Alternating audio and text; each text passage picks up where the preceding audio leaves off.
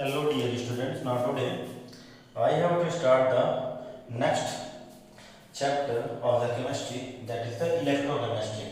ठीक है, तो बेटा इलेक्ट्रोकेमिस्ट्री में कोविड-19 के वजह से बहुत सारा सिलेबस हटाया गया, ठीक है ना। तो उनको छोड़कर ही हम लोग सिलेबस को कंप्लीट करेंगे। आइए देखते हैं कि हमें इलेक्ट्रोकेमिस्ट्री में क्या क्या पढ़ना है और इलेक्ट्रोकेमिस्ट्री का आज इंट्रोडक्शन के बारे में देखेंगे। बेटा अगर आपको इलेक्ट्रोकेमिस्ट्री पढ़ना है तो इलेक्ट्रोकेमिस्ट्री पढ़ने के लिए आपको रेडॉक्स रिएक्शन, आपने क्लास 11th में पढ़ा होगा, रेडॉक्स रिएक्शन के बारे में जानकारी होना बहुत जरूरी है। ठीक, तो आइए हम लोग देखते हैं कि रेडॉक्स रिएक्शन क्या था और क्या होता है इलेक्ट्रोकेमिस्ट्री। देखो बेटा, अगर हम लोग इलेक्ट्रोकेमिस्ट्री की बात करेंगे तो इलेक्ट्रोकेमिस्ट्री दो वर्ड से मिलकर बना है। एक होता है इलेक्ट्रो और दूसरा है आपका केमिस्ट्री। इलेक्ट्रो मीन्स क्या होता है बेटा, इलेक्ट्रिसिटी, और केमिस्ट्री का मतलब क्या होता है, केमिकल रिएक्शन। ठीक है, ये इलेक्ट्रो मींस इलेक्ट्रिसिटी और केमिस्ट्री मींस केमिकल रिएक्शन। इसका मतलब कि या तो ठीक है, electrochemistry is the study of generation of electricity by the spontaneous chemical reaction. ठीक है, तो क्या लिखोगे इलेक्ट्रोकेमिस्ट्री की definition. Electrochemistry is the study of release of production, लिख लेते हैं, production of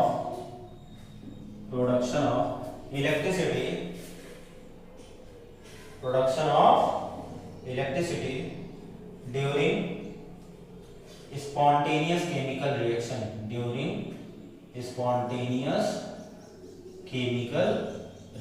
और या तो इलेक्ट्रिसिटी से केमिकल रिएक्शन या तो केमिकल रिएक्शन से इलेक्ट्रिसिटी। अभी मैंने किसकी बात की, केमिकल रिएक्शन से इलेक्ट्रिसिटी के जनरेशन की। ठीक है, तो electrochemistry is the study of production of electricity during spontaneous chemical reaction. Electrochemistry क्या होता है, production of electricity during spontaneous chemical reaction. और हम लोग इसके बारे में ये भी लिख सकते हैं, और रिलीज ऑफ एनर्जी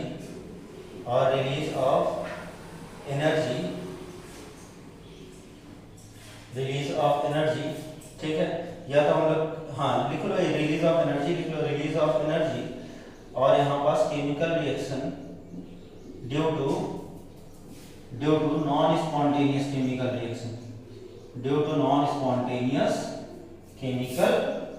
रिएक्शन। ठीक है, सिंपल लैंग्वेज में कहा जाए तो या तो इलेक्ट्रिसिटी से केमिकल रिएक्शन या तो केमिकल रिएक्शन से क्या इलेक्ट्रिसिटी।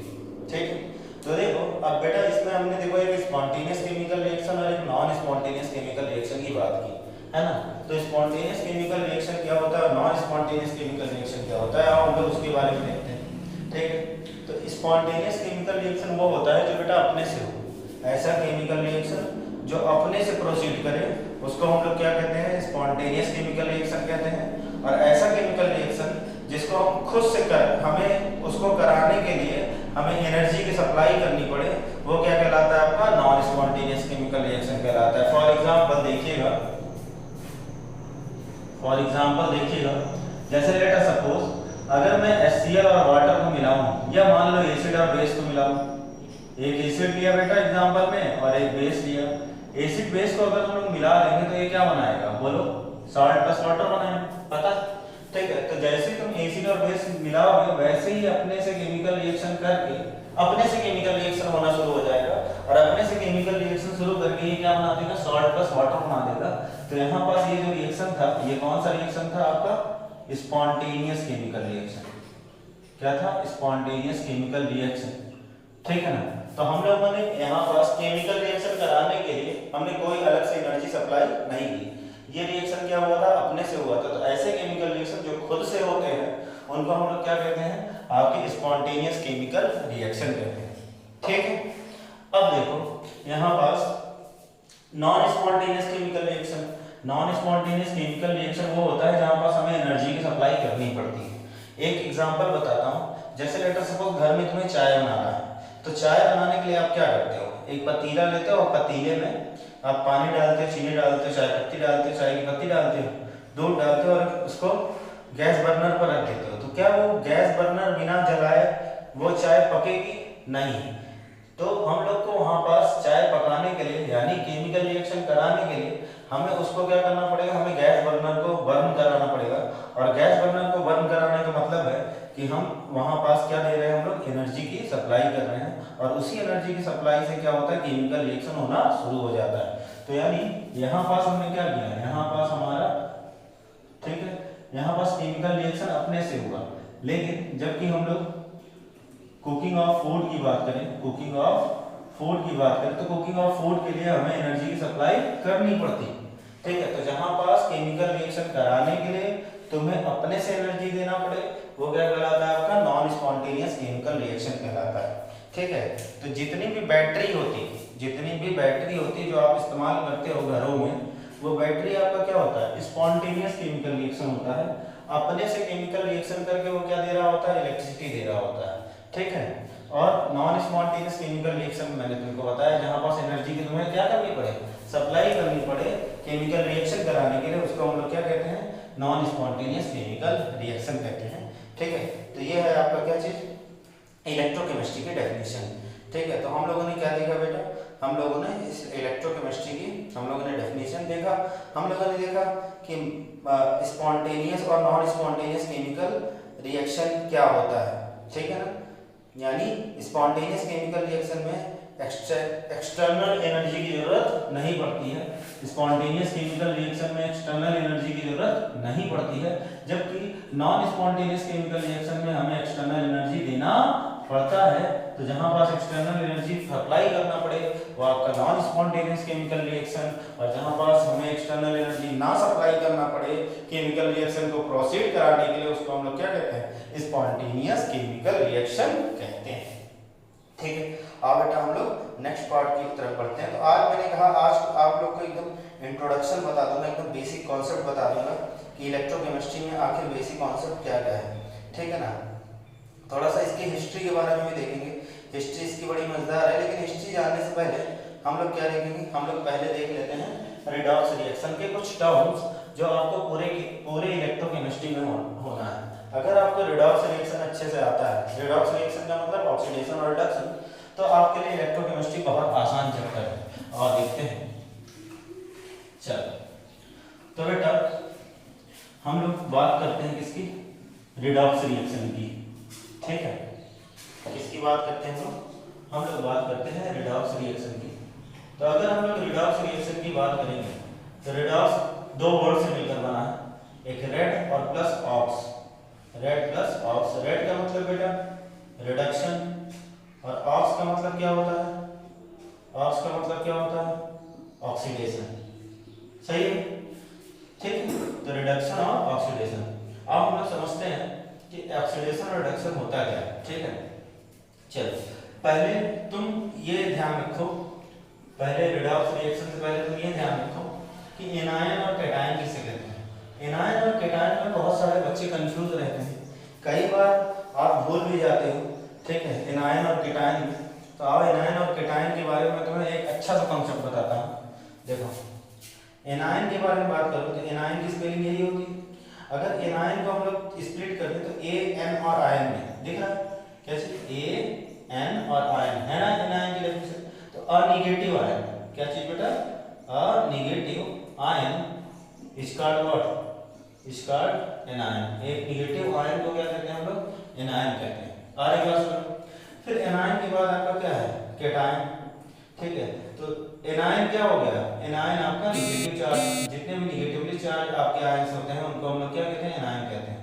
कॉन्सेप्ट ध्यान रखने के लिए एनायन को स्प्लिट कर दो ए एन और आयन में, ए निगेटिव आयन इसको इस कॉल्ड व्हाट, एनायन। और जाहिर सी बात है कैटायन क्या होगा, आपका पॉजिटिवली चार्ज होगा, क्या होगा, पॉजिटिवली चार्ज होगा। अब हम लोग देखने जा रहे हैं ऑक्सीडेशन और रिडक्शन के बारे में। अगर बेटा हम लोग ऑक्सीडेशन और रिडक्शन की बात करेंगे, ऑक्सीडेशन और क्या चीज आपका, रिडक्शन।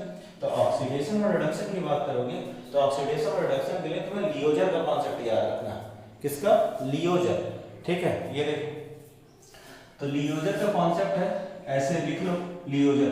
देखो लियोजर को हमने दो पार्ट में डिवाइड कर दिया, दिख रहा है ना लियो। जब देखो लियो का मतलब होता है, देखो अब देखो यहाँ पास लियो में अगर हम लोग बात करें तो लियो का मतलब है लॉस ऑफ इलेक्ट्रॉन। देखो loss of electron is called oxidation, यानी जहां पास बेटा लॉस ऑफ इलेक्ट्रॉन होगा वहां क्या होगा आपका ऑक्सीडेशन होगा। जहां पास लॉस ऑफ इलेक्ट्रॉन होगा वहां क्या होगा आपका ऑक्सीडेशन होगा। और अगर हम लोग जल की बात करेंगे, जल की, तो जल का मतलब क्या चीज, gain of electron is called reduction. तो यानी आप लिख सकते हो gain of electron is called what, is called reduction. Gain of electron is called reduction. ठीक है, तो जहां पर बेटा लॉस ऑफ इलेक्ट्रॉन होगा तुम्हें ध्यान रखना है वहां क्या होता है, ऑक्सीडेशन होता है। और जहां पास आपका लॉस ऑफ इलेक्ट्रॉन होता है वहां क्या होता है आपका ऑक्सीडेशन होता है। तो gain of electron is called reduction and loss of electron is called oxidation. ठीक है, तो इस तरह से हम लोग ने देखा ऑक्सीडेशन और रिडक्शन के बारे में।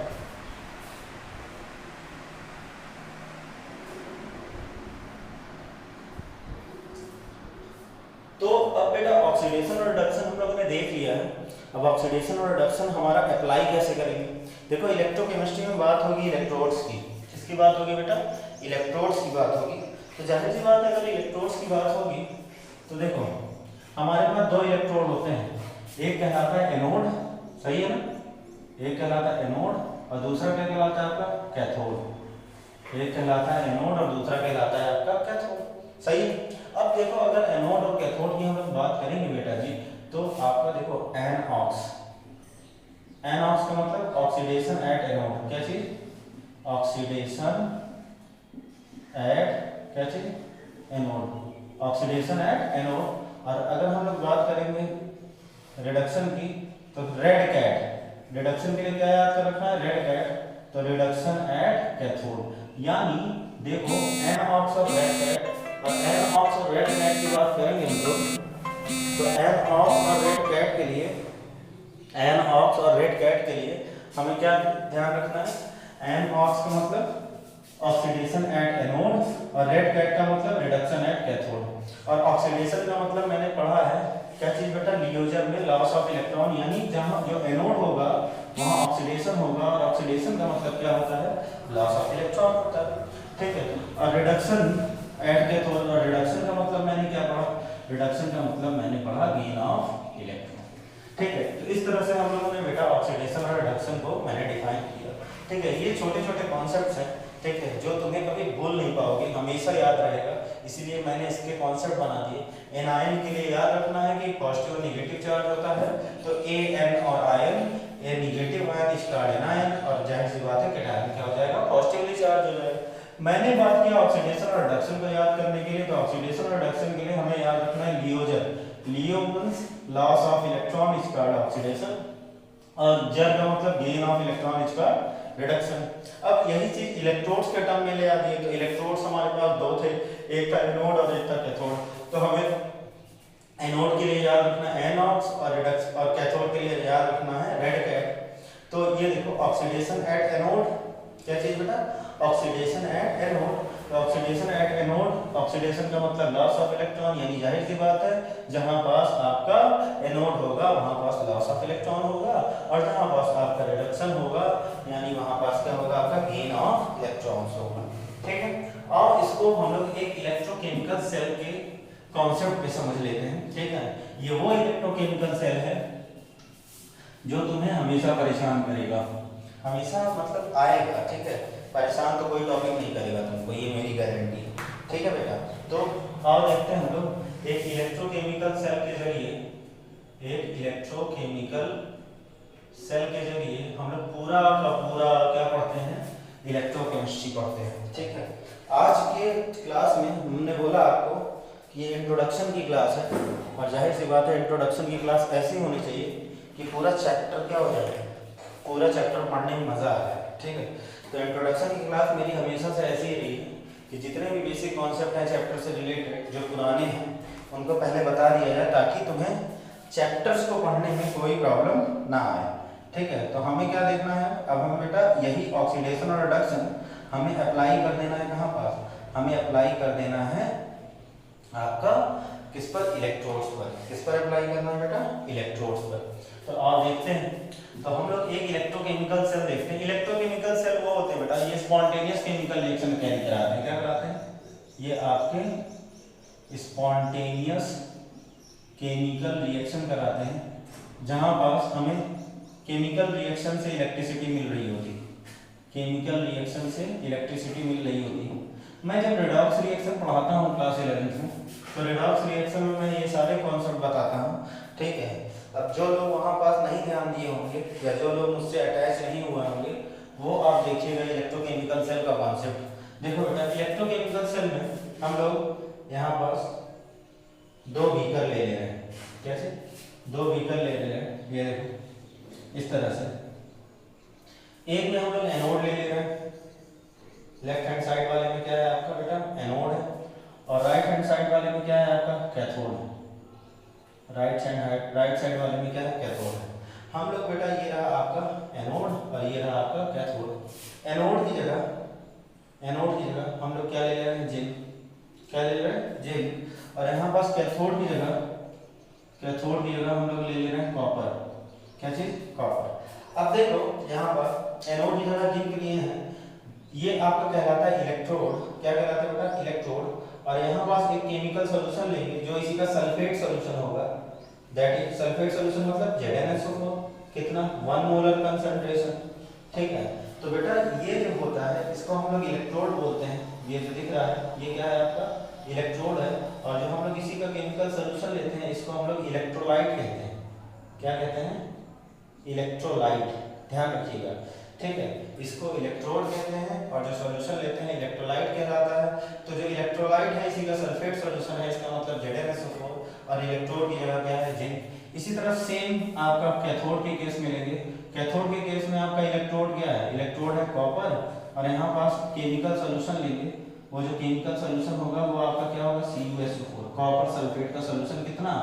1 मोलर, ठीक। इसको हम कनेक्ट कर रहे हैं एक एमीटर से। किससे कनेक्ट कर दे रहे हैं? एक एमीटर से, ठीक है। ये रहा एमीटर से, इसको कनेक्ट कर दिया। और यहाँ पास सर्किट को कंप्लीट करने के लिए, क्या करने के लिए? सर्किट को कंप्लीट करने के लिए एक हम लोग यू ट्यूब लगाते हैं। उस यू ट्यूब को, इन्वर्टेड यू ट्यूब, इसको हम लोग सॉल्ट ब्रिज कहते हैं बेटा। क्या कहते हैं बेटा जी? Salt bridge. ये क्या है? सॉल्ट ब्रिज, ठीक है। सॉल्ट ब्रिज में आपका KCl सॉल्यूशन हो सकता है, अगर जेली हो सकता है, ठीक है। अगर जेली हो सकता है, ठीक है। तो ये हम लोग ने सॉल्ट ब्रिज लगाया और इस तरह से हमारा पूरा का पूरा इलेक्ट्रोकेमिकल सेल का सेटअप कंप्लीट हुआ, ठीक है। अब इलेक्ट्रोकेमिकल सेल का सेटअप कंप्लीट हुआ है, तो यहाँ पास ये जो सॉल्ट ब्रिज हमने इन्वर्टेड यू ट्यूब लगाया है, इसके बारे में थोड़ा सा समझ लो। इस सॉल्ट ब्रिज का जो काम होता है बेटा, सॉल्ट ब्रिज का जो काम होता है वो सर्किट को कंप्लीट करने का होता है। ये आयन को एक्सचेंज करता है to neutralise the chemical reaction. Chemical reaction को न्यूट्रलाइज होना किसी भी बैटरी में, किसी भी सेल में बहुत जरूरी होता है। तो यहाँ पर सॉल्ट ब्रिज क्या काम करता है? आपका केमिकल रिएक्शन को क्या करता है? न्यूट्रलाइज करता है, ठीक है बेटा जी। अब देखो यहाँ पास हम लोग बात करने जा रहे हैं, ये देखो हम लोग बात करने जा रहे हैं, ठीक है, इलेक्ट्रोकेमिकल सेल में होने वाले रिएक्शन का, ठीक है, यानी रेडॉक्स रिएक्शन का, ठीक है। तो सबसे पहला जो हमारा होगा वो होगा रिएक्शन एट एनोड। कहाँ पास बेटा जी?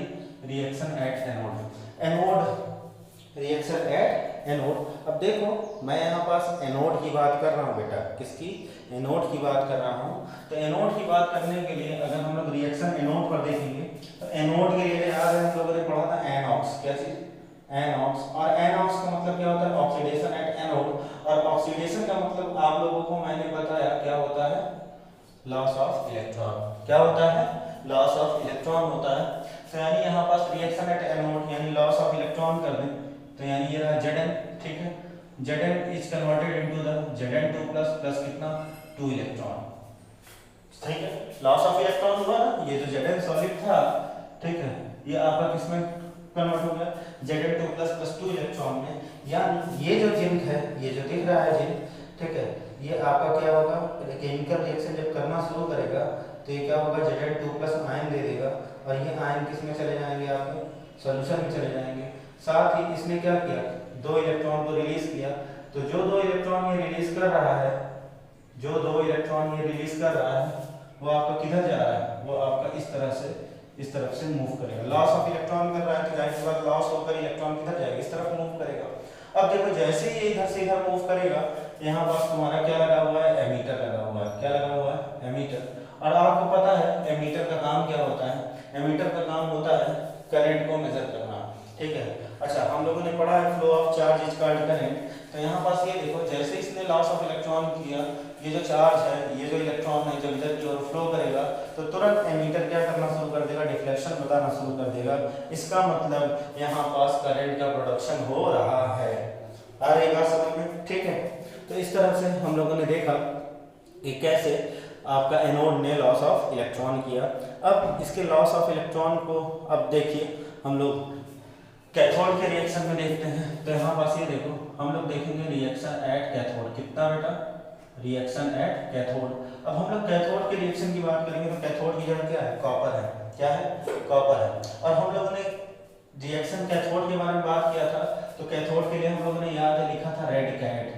रेड कैट का मतलब बेटा जी क्या चीज, रिडक्शन एट कैथोड। और रिडक्शन का मतलब होता है गेन ऑफ इलेक्ट्रॉन। तो देखो ध्यान से इधर से जो लॉस ऑफ इलेक्ट्रॉन हो रहा है, जो जिंक कर रहा है, वो लॉस ऑफ इलेक्ट्रॉन यहाँ पास कॉपर क्या कर रहा है, गेन कर रहा है। कॉपर उस इलेक्ट्रॉन को गेन करेगा, कॉपर ये जो इलेक्ट्रॉन लॉस हुआ है जिंक की तरफ से उसको गेन करेगा और गेन करके ले जाकर कहाँ छोड़ेगा, सॉल्यूशन में छोड़ेगा।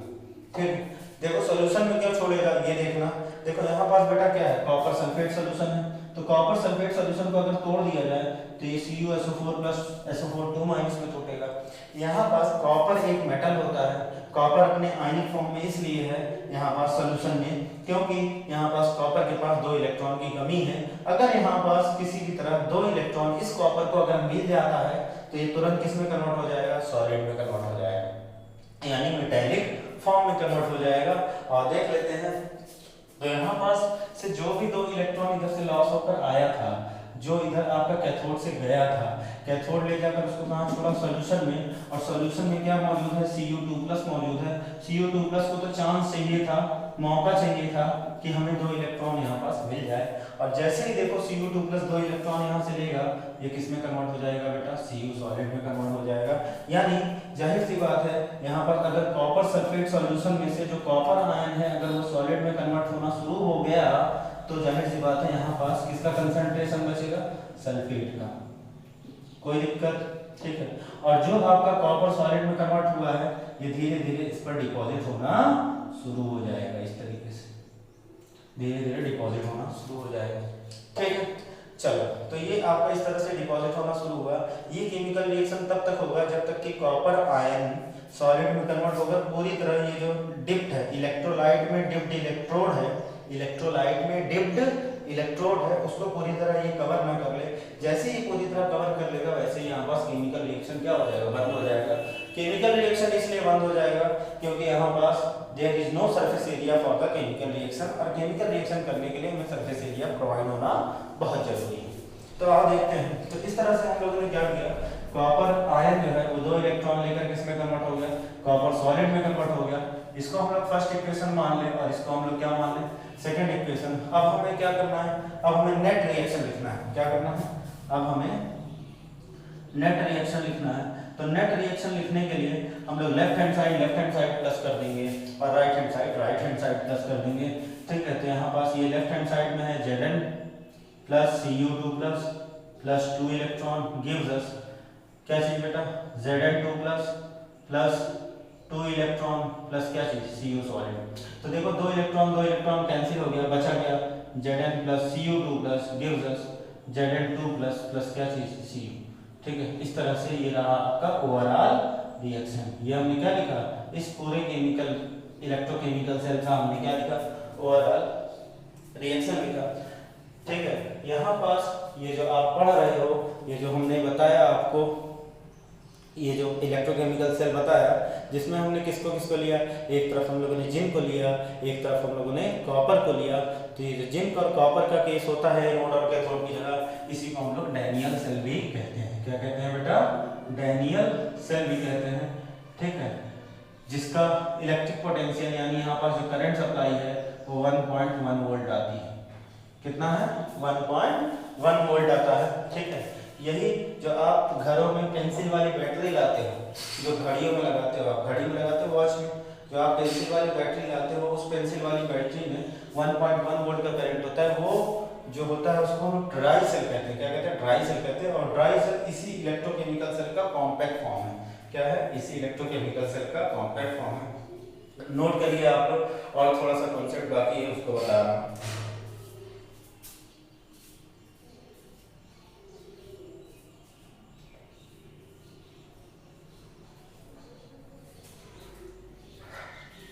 तो अब देखो हम लोगों ने क्या किया, हम लोगों ने इस तरह से पूरा केमिकल रिएक्शन देखा। हम लोगों ने यहाँ पास रिडॉक्स रिएक्शन देखा, जिंक पर क्या हो रहा था, कैथोड पर आपका रिडक्शन हो रहा था, एनोड पर क्या हो रहा था, ऑक्सीडेशन हो रहा था। ठीक है, तो जब ऑक्सीडेशन और रिडक्शन इस केमिकल रिएक्शन में साइमल्टेनियसली होता चलेगा, तो इसी को हम लोग क्या कहेंगे? रिडॉक्स रिएक्शन कहेंगे। बेटा क्या कहेंगे? रिडॉक्स रिएक्शन कहेंगे। अब इस रिडॉक्स रिएक्शन की बात करें तो अब देखो तुम ध्यान से, यहाँ पर सॉल्ट ब्रिज का काम कैसे करता है। मैंने कहा था कि यहाँ पर जब जिंक 2 इलेक्ट्रॉन लॉस कर देता है तो यहाँ पर जिंक आयन बहुत ढेर सारे मौजूद होते चले जाते हैं, और ये इलेक्ट्रोड का लेयर देखो धीरे धीरे क्या हो रहा है? डिप्लीट हो रहा है। तो यहाँ पास जाहिर सी बात है, जितने यहाँ पास पॉजिटिव आयंस आ गए, यहाँ पास कॉपर आयन सॉलिड में कन्वर्ट हो रहा था, यहाँ पास नेगेटिव आयन आ गए। ठीक, यहाँ पास लेट अस सपोज एक छोटा सा एग्जांपल दे रहा हूँ, यहाँ पास 100 पॉजिटिव चार्ज डेवलप हो गए। कितने? 100 पॉजिटिव। और इस तरफ कितने? यहाँ पास मैंने कहा 100 पॉजिटिव चार्ज डेवलप हो गए। एक छोटा सा एग्जांपल है, ठीक है। यहाँ पास 100 नेगेटिव चार्ज डेवलप हो गए। ठीक है, न्यूट्रलाइज कब होता है कोई भी चीज? न्यूट्रलाइज तब होता है जब नंबर ऑफ पॉजिटिव और नंबर ऑफ नेगेटिव चार्ज क्या होते हैं? इक्वल होते हैं। तो जाहिर सी बात है, let us suppose salt bridge क्या करेगा? सॉल्ट ब्रिज न्यूट्रलाइजेशन का काम करता है। इधर से 50 पॉजिटिव ले जाकर इधर छोड़ देगा, और इधर से 50 नेगेटिव ले आकर इधर छोड़ा। पॉजिटिव था वो 50 पॉजिटिव बचा, और सॉल्ट ब्रिज ने 50 नेगेटिव ले आकर छोड़ दिया, तो ये 50 पॉजिटिव 50 नेगेटिव यहाँ पास क्या हो गया? आपका न्यूट्रल हो गया। ठीक है, इस तरह से आपका ये सॉल्ट ब्रिज है, ये पूरे इलेक्ट्रोकेमिकल सेल को क्या बनाए रखता है? न्यूट्रल बनाए रखता है। And that is called what? Neutralisation reaction also. ठीक है, तो न्यूट्रलाइजेशन होना किसी भी केमिकल रिएक्शन में बहुत जरूरी है। ठीक है, तो इस तरह से हम लोगों ने पूरा इलेक्ट्रोकेमिकल सेल का कॉन्सेप्ट देखा कि इलेक्ट्रोकेमिकल सेल आपका कैसे वर्क करता है, और यहाँ से हम लोगों ने रिडॉक्स रिएक्शन और ऑक्सीडेशन दोनों को बहुत अच्छी तरह से सीखा। ठीक है, तो बेटा हमने कहा पूरा का पूरा इलेक्ट्रोकेमिस्ट्री आपका रिडॉक्स रिएक्शन पर डिपेंडेंट है। ठीक है, ये रिडॉक्स रिएक्शन का कॉन्सेप्ट आपको पहले बात ही यानी अच्छे से आपको पता होना चाहिए। ठीक है, अब इसके बाद हमें जो पढ़ना है, बेटा टॉपिक, वो टॉपिक है हमारा history of the electrochemical cell. बहुत मजा आएगा कैसे आपका वोल्टेइक पाइल बनाया गया था, कैसे आपका डैनियल ने आपके मेंढक को मार के खाने की कोशिश की, तो मेंढक का लेग्स ट्विस्ट किया। तो इसके बारे में मैं एक छोटी सी कहानी बताऊंगा, जो कि हम लोग नेक्स्ट क्लास में देखेंगे। History of the electrochemical cell, history of the battery, यानी कैसे शुरुआत हुई आपकी इलेक्ट्रोकेमिकल सेल की, उसके बारे में। ठीक है, हम लोग नेक्स्ट क्लास में मिलते हैं। आप इसको बहुत अच्छे से आप कॉन्सेप्ट देखकर आप इसको बना लीजिए। जहाँ पास कोई दिक्कत हो वहाँ पास आप जरूर कमेंट किया करिए कमेंट बॉक्स में। ठीक है, साथ में चैनल को सब्सक्राइब और बेल आइकन को दबाए रखिए, ताकि आपको नोटिफिकेशन, अगर मैं अगला वीडियो डाल रहा हूँ तो नोटिफिकेशन आपको तुरंत मिले। ठीक है, तो हमें बहुत अच्छे से पढ़ना है बेटा, और जहाँ पर भी हमने कहा प्रॉब्लम हो रही है, ठीक है, आप तुरंत कमेंट बॉक्स में मैसेज करिए। और अगर बहुत अच्छा हमारा क्लास चल रहा है तो इसके लिए भी आप एक मैसेज बॉक्स में एक छोटा सा कमेंट डाल दिया करिए, बहुत खुशी होती है देखकर। ठीक है, तो चलिए बेटा हम लोग नेक्स्ट क्लास में मिलते हैं। जय हिंद, वंदे मातरम।